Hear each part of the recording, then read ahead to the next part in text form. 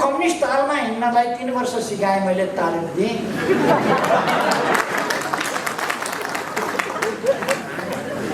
म बजाउँछु डुक्री, तपाईँ ऊ नाच्छ धामी गीत। उहाँहरूको जस्तो लुकेर 3:30 बजे दर्ता गर्न लगेकोलाई बिहान 10:40मै म कहाँ आएको थियो भनेर किर्ते शनाखत गरेर चल्ने हाम्रो चलन छैन। हामीले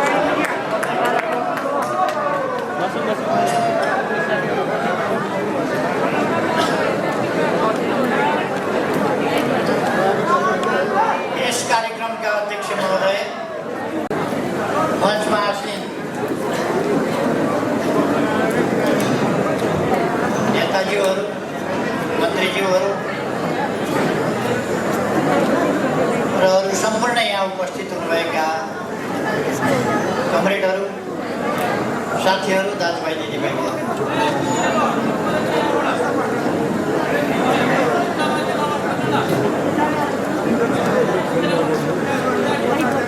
मलाई लाग्छ सबै कुराहरू त पूर्ववक्ता साथीहरूले राखिसक्नुहुन्छ।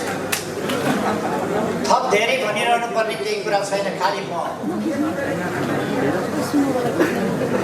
प्रदेश नम्बर 1 कै बेला भएको हुनाले अलिक थकित हालतमा भए पनि यहाँ उपस्थित हुन आयो। केही कुराहरू मात्रै देशको परिस्थितिको बारेमा साथीहरूले बताइसक्नु भएको छ।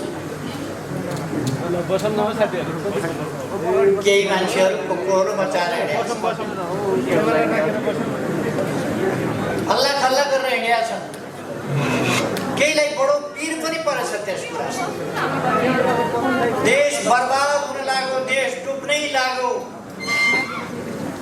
कहाँ देख्नु उहाँहरूले केपी ओलीले संविधान च्यात्यो, धुजै पार्यो, त्यो पनि भनेको छ।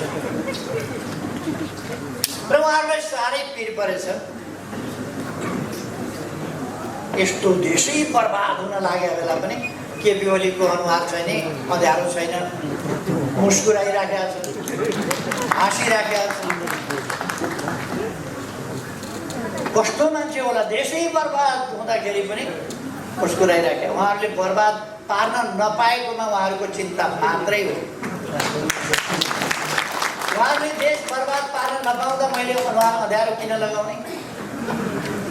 उहाँहरूले बर्बाद गर्न खोज्नु भएको थियो, बर्बाद गर्न दिएन। बर्बाद पार्न पाउनु भएन, अँध्यारो म किन पार्नु? उहाँहरूलाई बडा चिन्ता लागेछ, दुःख लागेछ।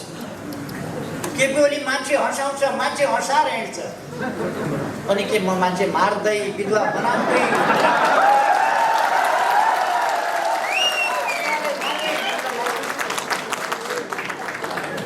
मैले दुनियाँलाई रुवाउँदै हिँडौँ?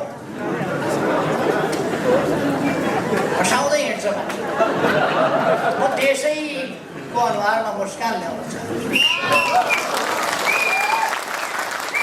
म हाम्रा बालबालिकाको अनुहारमा मुस्कान ल्याउन चाहन्छु, हाम्रा किशोरीहरूको अनुहारमा मुस्कान ल्याउन चाहन्छु, हाम्रा युवाहरूको अनुहारमा मुस्कान ल्याउन चाहन्छु, हाम्रा बाआमाहरूका अनुहारमा मुस्कान ल्याउन चाहन्छु। अनि मजदुर किसानहरूका अनुहार। त्यसै कारण हामी थुप्रै कामहरू गरिरहेका छौँ गरिबका लागि, जनताका लागि। सडकमा बालबालिकाहरू रहनु हुँदैन अभिभावक विहीन भएर। उनीहरूका आँखामा आँसु हुनु हुँदैन, उनीहरूका चेहरामा मुस्कान हुनुपर्दछ। सरकारले अभिभावकको काम गर्नुपर्दछ भनेर मैले भनेको छु, र त्यो काम हामी गरि पनि रहेका छौँ।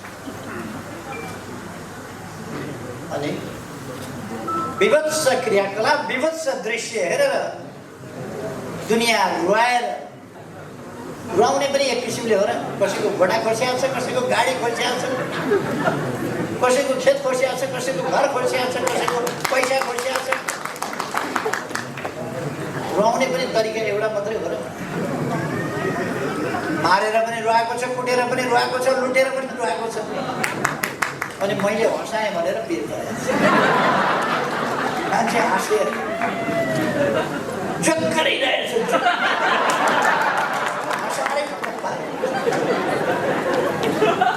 नेपाली जनता हाँसेकोमा किन पिर परे होला?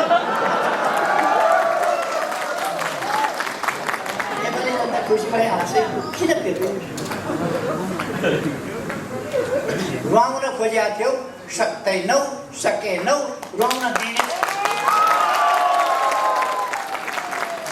अनि हामी किन पिर मान्ने? हामीले लामो समय सङ्घर्ष गरेर, यति लामो सङ्घर्ष गरेर, बलिदानपूर्ण सङ्घर्ष गरेर जुन उपलब्धि हासिल गरेका छौँ, त्यो कसैको इसारामा, कसैले कसैको स्वार्थका लागि वा आफ्नै निजी स्वार्थका लागि कसैले पनि जनताले प्राप्त गरेका यी उपलब्धिहरूलाई तलमाथि गर्न सक्ने छैन, गर्न दिने छैन।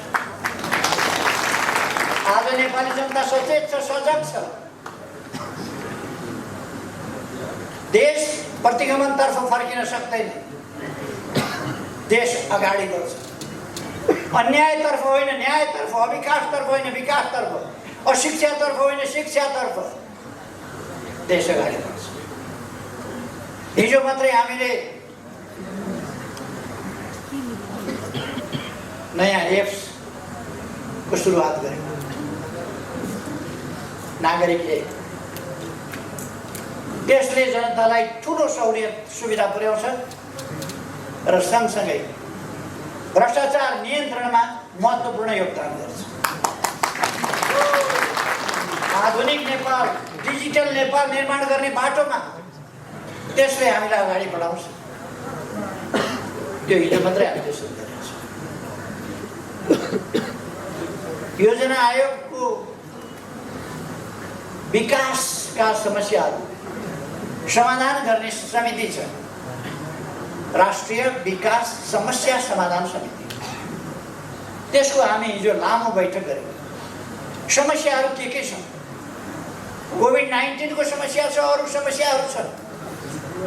रुलिङ पार्टीभित्र सत्ता सञ्चालन गर्नुपर्ने सत्ताधारी पार्टीभित्र भएको कपटपूर्ण तमासा, त्यस तमासाले पनि व्यवधान गरेको थियो।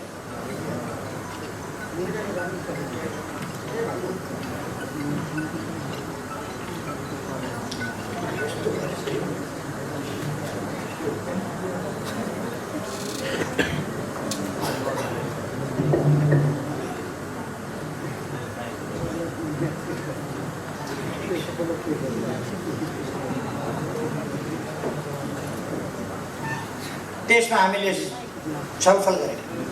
अब आगामी दिनमा हामी कसरी अगाडि बढ्छौँ?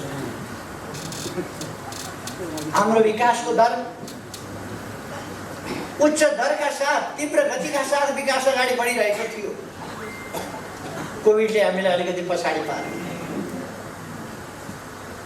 तर हामी माइनसमा गएन। दुनियाँभरि जुन तहको विक्षेप बनायो कोभिड-19ले, हाम्रो जनजीवन वा हाम्रो अर्थतन्त्रलाई त्यस ढङ्गले क्षत बनाउन सक्यो। तैपनि हामीलाई क्षति, बहुतै ठुलो क्षति पुर्यायो र त्यो ठुलो क्षतिबाट अब हामी बिस्तारै छुटकारा पाउँदैछौँ र अब कोभिडको भ्याक्सिन निकट भविष्यमा आउँदैछ। त्यसपछि हामी कोभिड नियन्त्रण गरेर हाम्रो विकासको गतिलाई अझ ज्यादै तीव्रता दिनेछौँ। 2 वर्ष, गत आर्थिक वर्षको फागुन, चैत, वैशाख, जेठ, असार यी महिनाहरू कोभिडद्वारा प्रभावित। खास गरी चैत, वैशाख, जेठ, असार 4 महिना त लकडाउनमा यसरी हामीलाई कठिनाइको धेरै सामना गर्नु। अब हामी त्यसबाट छुटकारा प्राप्त गर्दैछौँ। हाम्रा विकासका प्रयासहरू अहिले पनि थुप्रै विकासका कामहरू अगाडि बढेका छन्। थुप्रै, मैले धेरै केही भनिरहनु पर्ला जस्तो लाग्दैन। साथीहरूले आफ्ना ठाउँमा आफ्ना गाउँमा बाटाघाटाहरू बनेका, खानेपानी पुगेका, बिजुली पुगेको, कृषिको क्षेत्रमा आधुनिकीकरण कसरी गर्ने त्यसको एउटा लहर सिर्जना भएको, नयाँ जागरण, नयाँ अभियान देश विकासको अगाडि बढेको, यी कुराहरू देख्नु भएको छ। यस्तो प्रतिकूल अवस्थामा पनि हामीले कसरी काम गरेका छौँ साथीहरूले देख्नु भएको छ। सायद ठुलै देशमा पनि यस्तो रेकर्ड कम होला। एकै दिन 309 वटा हस्पिटलको शिलान्यास हुन्छ नेपालमा। अस्ति भर्खर मात्रै हामीले गरेका छौँ 309 वटा अस्पताल एकै दिन। यद्यपि 396 वटा गर्ने हाम्रो योजना थियो, तर त्यसमा केही प्राविधिक कारणहरूले त्यसै दिन गर्न सकिएन। तर एकै दिनमा मात्रै पनि हामीले 309 वटा अस्पताल शिलान्यास गर्यौँ। अर्थात् हाम्रो विकासको आकांक्षा र हाम्रो प्रयास असाधारण छ। विकासको हाम्रो चाहना पनि असाधारण छ र हाम्रो प्रयास पनि असाधारण छ।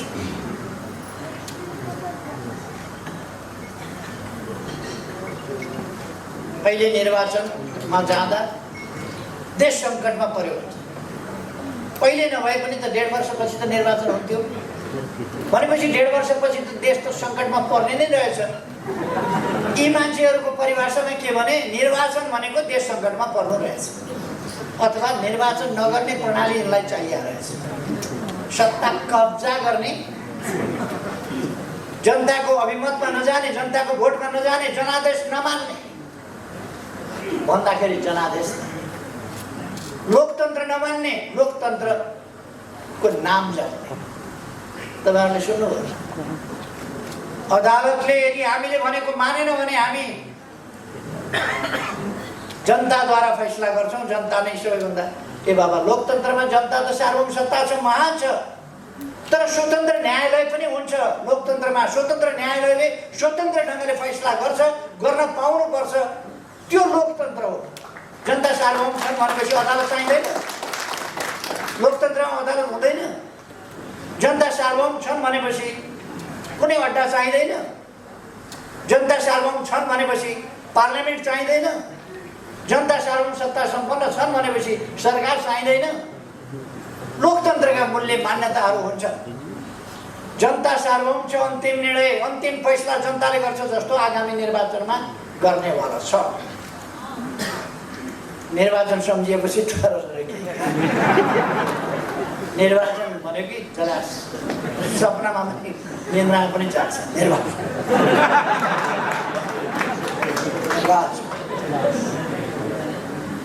अनि कुरा गर्ने लोकतन्त्रका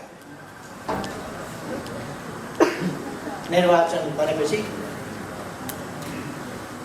जनतालाई दिएको दुःख, जनताका अगाडि ढाँटेका कुराहरू, जनतालाई दिएका प्रताडना, देशका विरुद्ध गरेका कुकर्महरू सबैको हिसाब किताब जनताले गर्छ भन्ने थाहा छ। त्यसै कारण निर्वाचन भनेपछि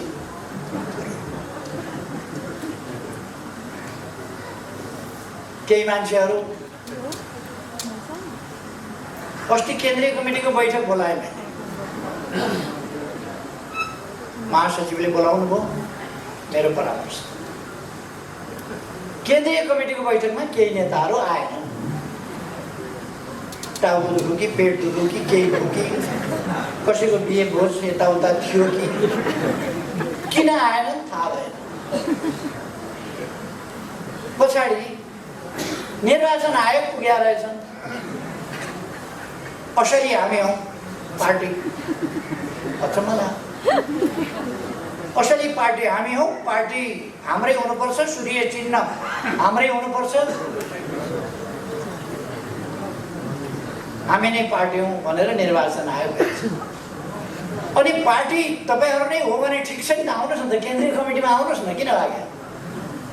केन्द्रीय कमिटीको बैठकमा नआउने निर्वाचन आयोग गएर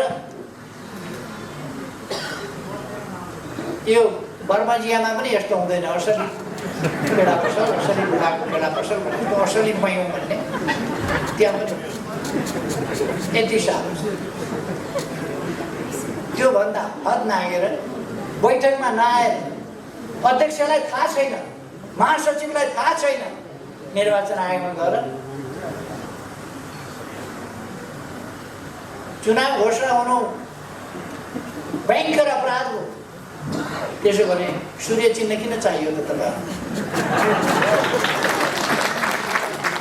अरू सूर्य चिन्ह चाहिँ दाबी गर्न जाँदैछ। सूर्य चिन्ह दाबी गर्न जाने मान्छेको जो एकपल्ट पनि सूर्य चिन्हबाट चुनाव लडेको छैन, उसले सूर्य चिन्ह त मेरो हो, एकपल्ट पनि सूर्य चिन्हबाट लडेको। अनि सूर्य चिन्ह हाम्रो हो भनेर हामी दर्ता गरेदेखि अहिलेसम्म त्यसै चिन्हबाट चुनाव लडेका छौँ। त्यो हाम्रो पार्टीको चिन्ह हो। प्रचण्ड र मेरो बीचमा 74 साल असोज 14 गते सहमति भएको थियो, चुनाव सँगै लडौँ, एउटै चिन्ह सूर्य चिन्हबाट चुनाव लडौँ। 14 गते सहमति भएको थियो, 16 गते उहाँले सहमति तोड्नु। सहमति नतोडेको भए एकपल्ट कमसेकम उहाँले सूर्य चिन्ह लिएर लडेको। सूर्य चिन्ह भएका मतदाताले अन्तै भोट हालेर उहाँलाई जिताइदिनु पर्यो, तर उहाँले सूर्य चिन्ह लिनु भएन। अहिले उहाँलाई सूर्य चिन्ह चाहिएछ। सूर्य चिन्ह चाहिन्छ भने बैठकमा आउने गर्नुहोस्, बैठकमा आउनु। सूर्य चिन्ह चाहिन्छ। अर्को, उहाँहरू निर्वाचन हुनु हुँदैन, पुरानै संसद पुनर्स्थापना हुनुपर्छ भनेर अदालत जानुभएछ। उहाँहरूसँग कुनै तर्क रहन्छ, कुनै तर्क छैन। झुट, बेइमानी, फरेबीको सहारा लिएर उहाँहरू त्यहाँ बोल्न जानुहुन्छ। फलानु फलानु फलानु फलानु फलानु न्यायाधीश प्रधानमन्त्री कहाँ भेट्न गए, यति बजेदेखि यति बजेसम्म। यो भन्दा झुट, यो भन्दा बढी ठुलो बेइमानी के हुन्छ? न्याय प्रणालीमाथिको विश्वास जनताको हटाउनका लागि, न्याय प्रणालीमाथिको यो गम्भीर प्रहार, यो भन्दा घिनलाग्दो कुरा के हुन्छ? उहाँहरू यस कुरालाई प्रमाणित गरेर देखाउन सक्नुहुन्छ? ती नाम गरेका न्यायाधीशजीहरूलाई मैले सायद कहिले भेटेको पनि छैन। यसपल्ट मात्रै होइन, कहिले पनि सायद भेटेको छैन। मैले निर्णय नै गर्दाखेरि पनि स्वप्न प्रधानलाई मैले भेटेको थिएँ। प्रधान के अरे सर्वोच्चको न्यायाधीश हुनभन्दा अगाडि वकिल भएका बेला भेटेका थिएँ, देखेका थिएँ। कुनै कार्यक्रम व्यक्तिगत भेटघाट भएको छैन, कहिले कार्यक्रममा देखेको यस्तै कार्यक्रम। अरू न्यायाधीशहरूको नाम लिएको उहाँलाई मैले देखेको पनि छैन, सायद चिनेको पनि छैन। अनि यति बजे आएको एउटा पत्रिका जो झुट बोल्ने कर्तव्यको ठेक्का लिएर बसिरहेको छ। सर्वोच्च अदालतले खण्डन गरिसक्यो। त्यसमाथि फेरि आज पनि के न्यायाधीशले प्रधानमन्त्रीलाई भेटेकै हो भन्ने प्रश्न चिन्ह राखेर आज पनि समाचार छ। लाज पनि लाग्नुपर्ने हो। लोकतान्त्रिक संस्थाहरूमाथि को हमला,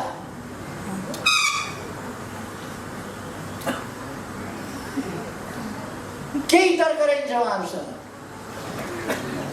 अनि के भन्नुभएछ? मन्त्री परिषदले गरेको निर्णयमा संविधानका धारा खुलाइएको छैन। मन्त्री परिषदले प्रतिनिधि सभा विघटन गरेर नयाँ निर्वाचनमा जाँदा त्यसको निर्णय गर्दा धारा खुलाएर गर्नुपर्छ भन्ने कुन संविधानमा कुन कानुनमा छ?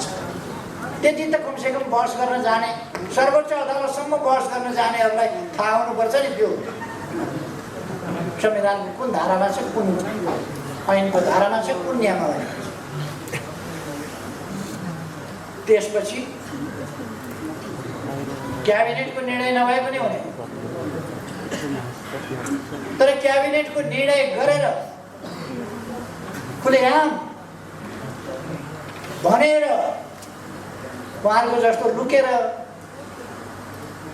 3:30 बजे दर्ता गर्न लगेकोलाई बिहान 10:40 मै म कहाँ आएको थियो भनेर किर्ते शनाखत गरेर चल्ने हाम्रो चलन छ। हामीले मन्त्री परिषदमा निर्णय गर्दा नेपालको संविधान बमोजिम प्रतिनिधि सभा विघटन गर्ने र नयाँ निर्वाचनमा जाने भन्ने निर्णय गर्यौँ, स्वाभाविक हो। त्यसपछि त्यो निर्णय सिफारिस गर्दा प्रधानमन्त्रीले गर्ने हो। वकिलहरूलाई यदि थाहा हुनुपर्छ नि, त्यो प्रधानमन्त्रीले सिफारिस गर्ने हो। प्रधानमन्त्रीले सिफारिस गर्दा संविधानको धारा 76 को 1 उपधारा 1, धारा 76 को उपधारा 7 र संविधानको धारा 85 तथा हाम्रो आफ्नै देश र अन्य हाम्रै जस्तो संसदीय प्रणाली भएका देशहरूमा भएका अभ्यासहरूलाई समेत ध्यानमा राखी विघटनको यो सिफारिस गरेको छु भनेर मैले सिफारिस गरेको छु। त्यही कुरा कोट गरेर, त्यही कुरा उल्लेख गरेर राष्ट्रपतिबाट विघटन भएको छ। राष्ट्रपतिको विघटन नै सन्देहास्पद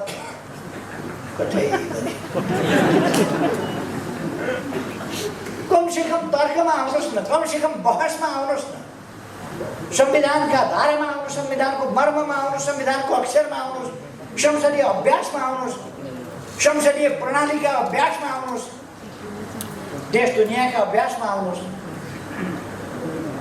म साथीहरूलाई सोध्न चाहन्छु एउटा, नेकपा अथवा नेपाल कम्युनिस्ट पार्टी नेकपा भन्ने नामको हाम्रो पार्टीमा जस्तो भाँडभैलो, अराजकता, अनुशासनहीनता, आन्तरिक अन्तर्ध्वंस कुनै पार्टी संसारको कतै देख्नुभएको छ? अरू कुनै पार्टीमा यस्तो देख्नुभएको छ? आफ्नै अध्यक्षका विरुद्ध टेलिभिजनमा गयो, बुरुक उफ्रियो, मन पऱ्यो बोल्यो, अखबारमा गयो उफ्रियो बोल्यो। यति अराजकता, यति अनुशासनहीनता देख्नुभएको छ? कुनै देशको राष्ट्रपतिमाथि गाल मुखाल अश्लील जे पाए त्यही बोलेको, कुनै असभ्य भन्दा असभ्य कहीँ कोही छ भने पनि नेपालका केही बुद्धिजीवीहरू बाहेक अरूले बोल्या सुन्नुभएको छ? केही बुद्धिजीवीहरू, केही जानकारहरू, केही राजनीतिज्ञ हौँ भन्नेहरू कस्तो बनाउन खोजेको छ यो देशलाई? कस्तो बनाउन खोजेको छ? राष्ट्रपतिको संस्था, राष्ट्रको सर्वोच्च संस्था, त्यसको मान मर्दन गरेको छ, बेइज्जती गरेको छ, गाल मुखाल त्यसमाथि तथा नाम बोलेको छ र त्यसको एकदमै हुर्मत लिएको छ।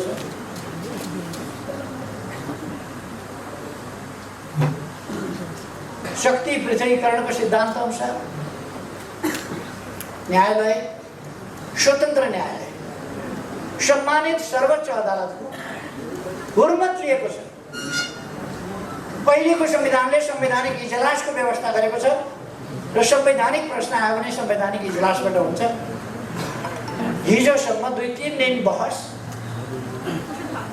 अर्कै इजलासमा, बृहत इजलासमा, फुल बेन्चमा लानुपर्छ, यहाँ संवैधानिक इजलासमा पाइँदैन।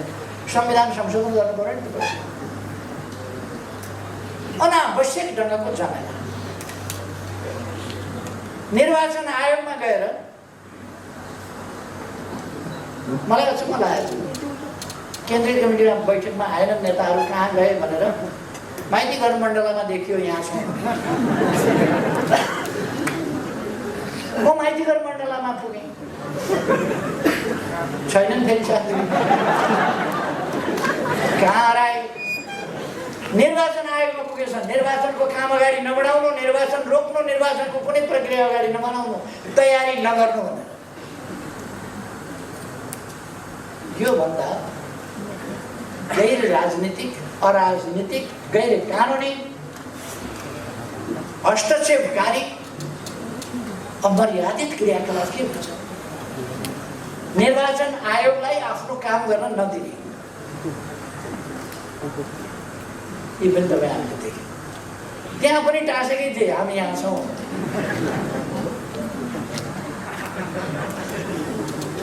उहाँहरूको त्यो एउटा ब्रान्ड नै हुन लागेको छ हामी यहाँ छौँ वाला ब्रान्ड अब नेपाली जनताले उहाँहरू कहाँ हुनुहुन्छ भन्ने कुरा थाहा पाउनलाई र उहाँहरू को हो भन्ने थाहा पाउनलाई हामी यहाँ छौँ छापवाला मान्छे यहाँ आइपुगेछ है भनेर हामी यहाँ छौँ ब्रान्ड हामी यहाँ छौँ भन्ने छापवाला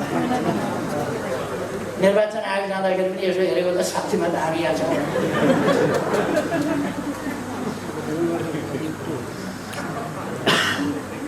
खैर निर्वाचन आयोगमा गएर निर्वाचनको प्रक्रिया रोक्नु यो निर्वाचन आयोग सधैँ निर्वाचनको तयारीमा हुन्छ सधैँ जति बेला निर्वाचन जति बेला पनि लाग्न सक्छ उपनिर्वाचन गर्नुपर्ने हुन्छ बीचमा निर्वाचन गर्नुपर्ने हुन्छ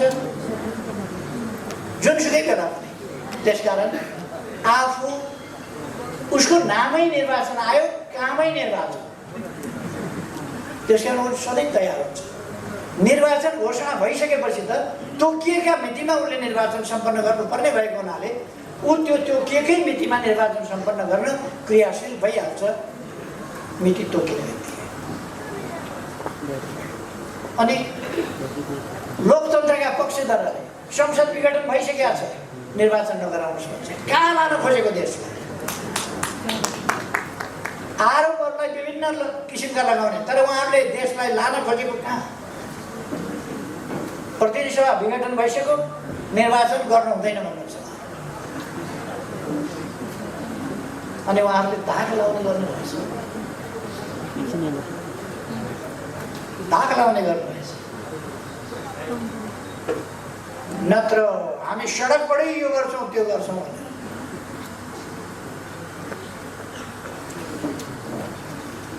नेपाली जनतामा सचेतनता आइसकेको अहिले पनि उहाँहरूलाई थाहा नपाउनु भनेको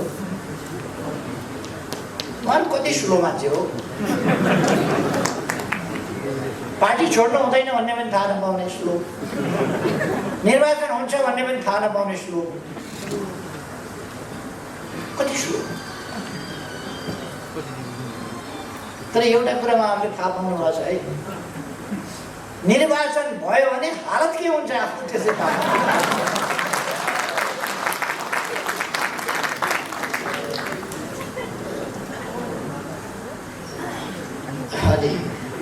अस्ति मैले केही ठाउँहरूमा भनेको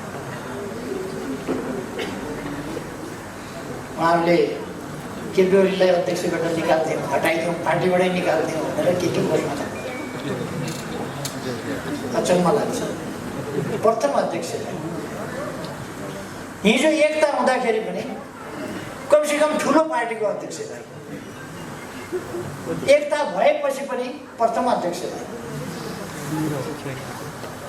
राजनीतिक हिसाबले पनि अलिक जेठो पुरानै अध्यक्षलाई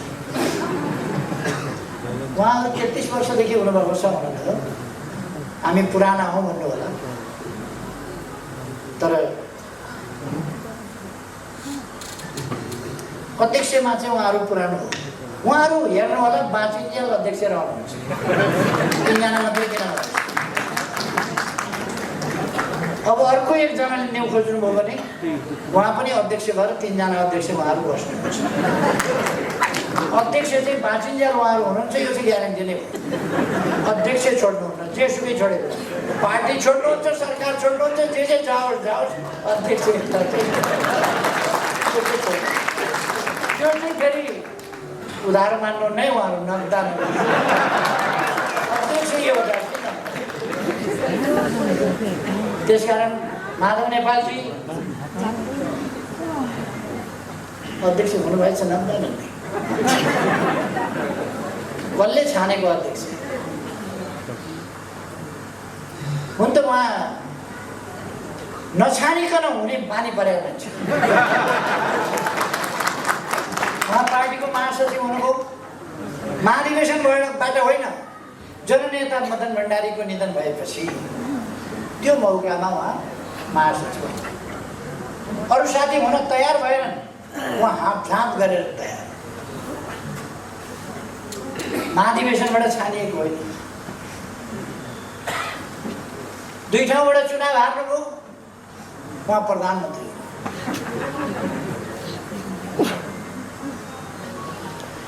यसपल्ट मसँग चुनाव हुनुभयो हात आदि चाहियो अध्यक्षले लेखिदियो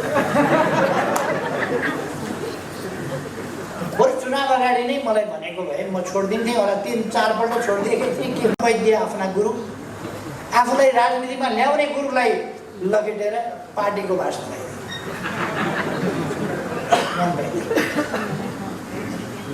एकपल्ट डाक्टर बाबुराम भट्टराई प्रयोग गर्नुसम्म गरे उनलाई त्यति बेला डा लेखेको एउटा मान्छे चाहिएको थियो डा पनि खास ठाउँको डा खुब प्रयोग गरे पछि बिचरा डा छ अहिले त धोती कुर्ता लाएर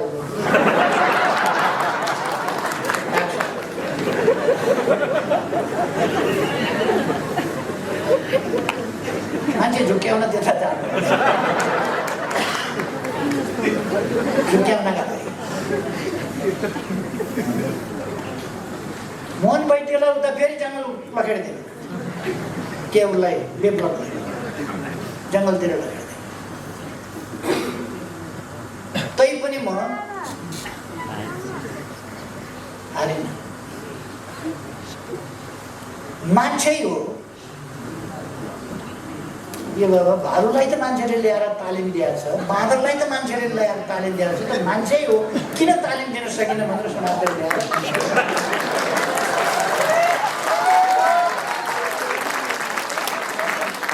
गाउँका आला काँचा ठिटाहरू गाउँका आला काँचा ठिटाहरू ल्याएर सेनाको तालिम दिन्छ 9 महिना तालिम दिँदाखेरि ऊ सेना भइसक्छ प्रहरीको तालिम दिन्छ प्रहरी भइसक्छ अलिक समय खेलाएपछि सर्कसमा केटाकेटीहरू सर्कस बाज भइसक्छ अलिक समय तालिम दिएपछि खेलाडी भइसक्छ अलिक समय वाद्यवादन सिकायो भने बजाउन राम्रै जान्ने भइसक्छ यो कम्युनिस्ट तालमा हिँड्नलाई 3 वर्ष सिकाएँ मैले तालिम दिएँ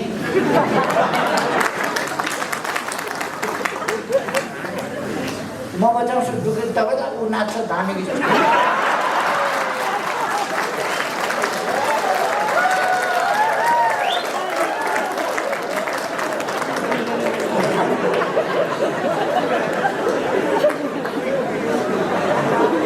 मलाई अझै पनि आश छ उहाँहरू अब परिस्थितिको आकलन भइसक्यो होला अब आउनुहोस् बुझिसक्नु होला नि अब त आउनुहोस् आउनुहोस् पार्टी तपाईँको अध्यक्ष पद घोषिया छैन मलाई थाहा छैन अध्यक्षकै लागि मनी मेट्ने मान्छे घोषिया छैन अहिले पनि छँदैछ अध्यक्ष आउनुहोस् वरिष्ठ नेताहरूका पद पनि छँदैछ आउनुहोस्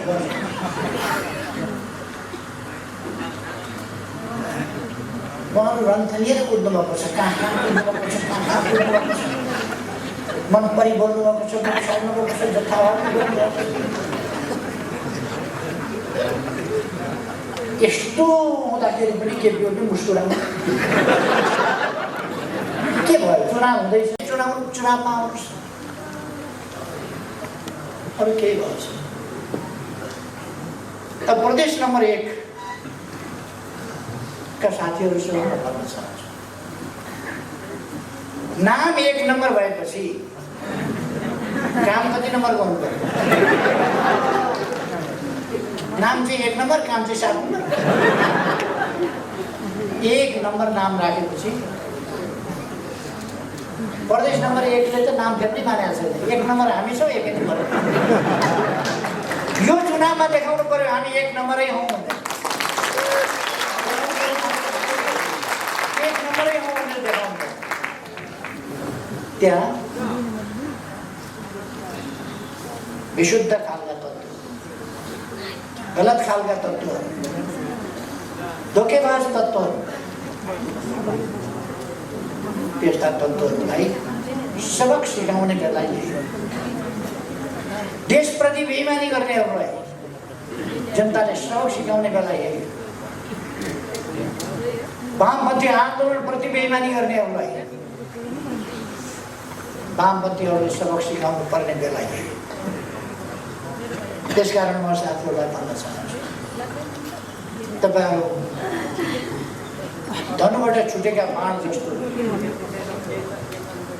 गतिशील हुनुपर्दछ, अत्यन्त तीव्र गतिका साथ आफ्नो लक्ष्य भेदन गर्ने त्यो सामर्थ्य बोकेका गतिशील हुनुपर्दछ। म खास गरी हाम्रा युवाहरूलाई, नयाँ पक्तिका भाइ बहिनीहरूलाई भन्न चाहन्छु, तपाईहरु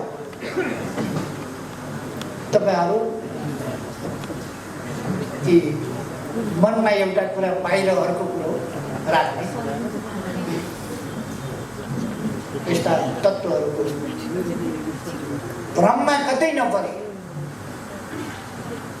आन्दोलनको रक्षा गर्ने, लोकतन्त्रको रक्षा गर्ने, लोकतन्त्रलाई साँचो अर्थमा कार्यान्वयन गर्दै अगाडि बढाउने काम र विकासलाई, भोलि देशको विकासलाई सुनिश्चित गर्ने काममा तपाईहरु लाग्नु पर्यो, अगाडि बढ्नु पर्यो। म तपाईहरुलाई आग्रह गर्छु। यसको अर्थ युवालाई आग्रह गरौँ, हामीलाई त केही पनि भनेन भन्ने पर्व छैन। मैले सबैलाई भने, तर युवाहरू चाहिँ अलिक बढी फुर्ती साथ दौड्न सक्नुहुन्छ। युवाहरूले बढी गति साथ काम गर्नु पर्यो। भ्रम तोडेर, भ्रमबाट मुक्त गराएर दर्शक साथीहरूलाई बाटो बिराउन नदिनुहोस्। कतिपय मान्छेहरू बाटो बिराएका पनि छन्, भ्रममा पारेका छन्। विभिन्न प्रकारका जाली झेरीहरूले त टुना मुना जाल जेल अनेक गर्छन् नि, यो टुना मुनामा पर्दैन। हामीले देश बनाउनु छ, समृद्ध नेपाल बनाउनु छ, सुखी नेपाली बनाउनु छ, त्यो बाटो हामीले समातेका छौँ। त्यस बाटोमा हामी तीव्रताका साथ अगाडि बढेका छौँ। यसलाई थप गति यस निर्वाचनले दिनुपर्छ। निर्वाचनमा यस्तो एउटा जनताको आन्दोलनको आँधी बेरी सिर्जना गर्नुपर्दछ, तुफान सिर्जना गर्नुपर्दछ, जसबाट हामी सही देशभक्तपूर्ण विचारहरू त्यसलाई अगाडि बढाउन सक्छौँ। देश विकासका कामहरूलाई अगाडि बढाउने विचारहरूलाई रक्षा गर्न सक्छौँ। त्यसै गरेर देश बनाउने शक्तिलाई कमजोर हुन नदिउँ, सुदृढ गरौँ। सुदृढ शक्ति नभइकन देश बनाउन सकिँदैन। तपाईँ हामीले देखेका छौँ के अर्थ हुन्छ विचार, के अर्थ हुन्छ लिडरसिपको, के अर्थ हुन्छ मजबुत पार्टीको, त्यो तपाईँ हामीले देखेका छौँ। चुनावभन्दा अगाडि कमसेकम हामी तपाईहरुका समक्ष के वितरण गर्नेछौँ भने यसपल्ट दोस्रो पल्ट म प्रधानमन्त्री भएको फागुन 3 गते बाटो कति बनेको थियो देशमा, त्यस यता कति बन्यो, कतिका दरले वर्षमा बन्ने गरेको थियो त्यति बेला, अहिले दिनमा कति बन्ने गरेको छ। म वर्षको हिसाब गर्दिनँ, दिनको। अहिले जनसङ्ख्या कति जनसङ्ख्याले बिजुली पायो त्यस बेलासम्म कतिले पाएको थियो, कतिले बिजुली पायो, कति कहाँ खानेपानी पुग्यो, यातायात सुविधा कहाँ पुग्यो, कहाँ अस्पताल बने, कहाँ शिक्षालय बने, कहाँ के बने, भूकम्पबाट पुनर्निर्माण कति भयो यस बीचमा। यी सबै कुरा तुलनात्मक रूप तपाईहरु समक्ष ल्याइन्छ। त्यसकारण म साथीहरूलाई आग्रह गर्न चाहन्छु, कुनै पनि किसिमको भ्रममा नपरेर दृढतापूर्वक अगाडि बढौँ, भ्रमलाई तोडेर अगाडि बढौँ। हाम्रा उद्देश्यहरू, महान उद्देश्यहरू, हाम्रो देशभक्ति, हाम्रो राष्ट्र, हाम्रो राष्ट्रिय स्वाभिमान, हाम्रो विकासको नीति, हाम्रो प्रतिबद्धता, हामीले गरेका काम त्यसअनुसार, हाम्रा उपलब्धिहरू र अब हामी के गर्न चाहन्छौँ भन्ने कुरा सविस्तार ठिक ढङ्गले लिएर जनताका बिचमा जाउँ। म साथीहरूलाई आग्रह गर्न चाहन्छु। हामीलाई थाहा छ हामी निर्वाध ढङ्गले काम गर्न पाउँदैनौँ। कतिपय विरोधीहरू केही गर्नु पर्दैन विरोधीका लागि, आफै विरोधी हुन्छ। जस्तो आजैका अखबार हेर्नुभयो भने तपाईँले देखिहाल्नुहुन्छ, जन्मसिद्ध विरोधी किन भयो भने त्यसको जन्मै विरोध गर्नका लागि गराइएको हो। जन्मै भएको गराइएको त्यही विरोध गर्नका लागि। त्यसकारण उसले त आफ्नो काम कर्तव्य त पालना गर्नै पर्यो। उसले देशलाई भन्दा आफ्नो स्वार्थलाई माथि राख्छ। तर हामीले आफ्नो स्वार्थ होइन देशको स्वार्थलाई अगाडि राख्नुपर्छ र त्यस्ता कुनै पनि प्रकारका तत्त्वहरूसँग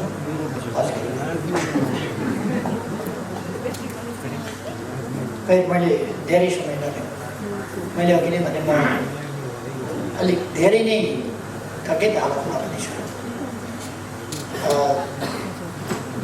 मैले विश्वास दिएको छु यसपल्ट साथीहरूले यस्तो सक्रियता देखाउनुहुनेछ, यस्तो एकता देखाउनुहुनेछ, यस्तो गतिशीलता देखाउनुहुनेछ जसबाट प्रदेश नम्बर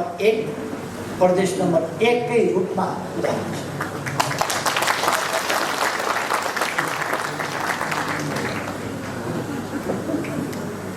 म कुनै दैवनी केटाकेटीको बारेमा कुरा गर्ने चाहन्छु। हाम्रै प्रदेशमा पनि त्यस्ता देखिएको छ। दौडिकन गएर भोट मागेर यो केटालाई जिताएर पठाउनुहोस्, मन्त्री बनाएर पठाइदिन्छु, मन्त्री बनाएर गरियो। एक दिन त पुक्का लात्ताले हालेर भाग्यो। विकेट यस्तो अल्झिनु हामीलाई छैन। हामी अल्झिँदैनौँ, हामी अगाडि बढ्छौँ। युवाहरूको कुनै कमी छैन। त्यसकारण युवाहरू एकदम अरू पनि नयाँ युवा साथीहरूलाई समेटेर, व्यापकलाई समेटेर, भ्रममा परेकालाई पनि भ्रममुक्त गरेर अगाडि बढेर तपाईँहरूको सक्रियताले देशलाई अझ सजिलो बाटोमा अगाडि बढाउन, सजिलो बिन्दुमा पुर्याउन महान योगदान गर्न सकोस्, तपाईँहरूका मेहनत सफल हुन सकुन्। धेरै धेरै शुभकामना दिन चाहन्छु र